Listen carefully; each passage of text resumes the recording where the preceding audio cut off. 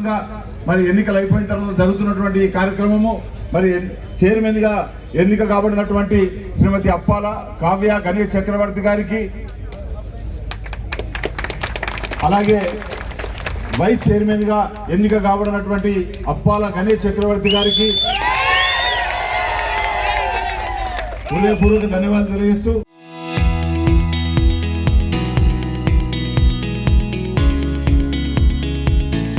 నా యొక్క ప్రమాణ స్వీకార కార్యక్రమానికి విచ్చేసిన నిర్మల్ నియోజకవర్గ కాంగ్రెస్ పార్టీ ఇన్ఛార్జ్ శ్రీ పూజారి శ్రీహర్రావు గారు, ఇంతటి ఘన విజయానికి కారణమైన ఇన్ఛార్జ్ మంత్రి శ్రీ జూపల్లి కృష్ణారావు గారికి, ప్రభుత్వ ముఖ్య సలహాదారులు శ్రీ సుదర్శన్ రెడ్డి గారికి, పెద్దలు మాజీ మంత్రివర్యులు శ్రీ అల్లోల ఇంద్రకరణ్ రెడ్డి గారికి, నియోజకవర్గ కాంగ్రెస్ పార్టీ ఇన్ఛార్జ్ శ్రీహరిరావు గారికి, నిర్మల్ జిల్లా గ్రామానికి మమ్మల్ని అందరినీ ఆహ్వానించడానికి ఇక్కడికి విచ్చేసిన కాంగ్రెస్ పార్టీ నాయకులకు, కార్యకర్తలకు, పట్టణ ప్రముఖులకు నా యొక్క హృదయపూర్వక నమస్కారాలు.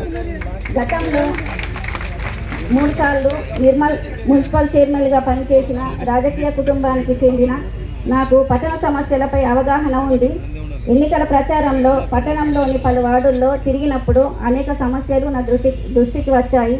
ప్రధానంగా పట్టణంలోని చాలా వార్డులకు సీసీ రోడ్లు, డ్రైన్లు, త్రాగునీటి సరఫరా ఇవన్నీ నిర్మించడానికి ఎంతైనా అవసరం ఉంది.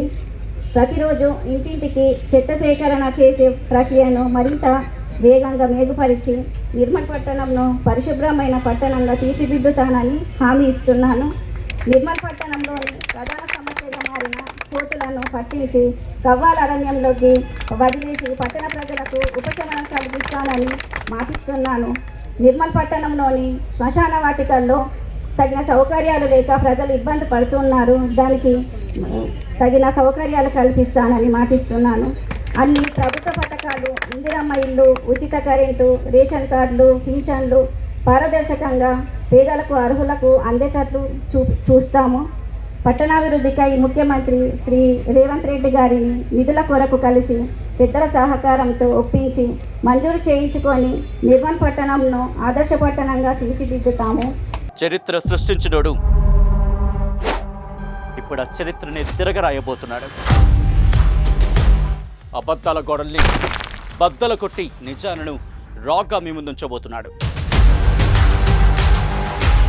నిజమైన వార్తల కోసం వెంటనే డౌన్లోడ్ చేసుకోండి రా యాప్ని.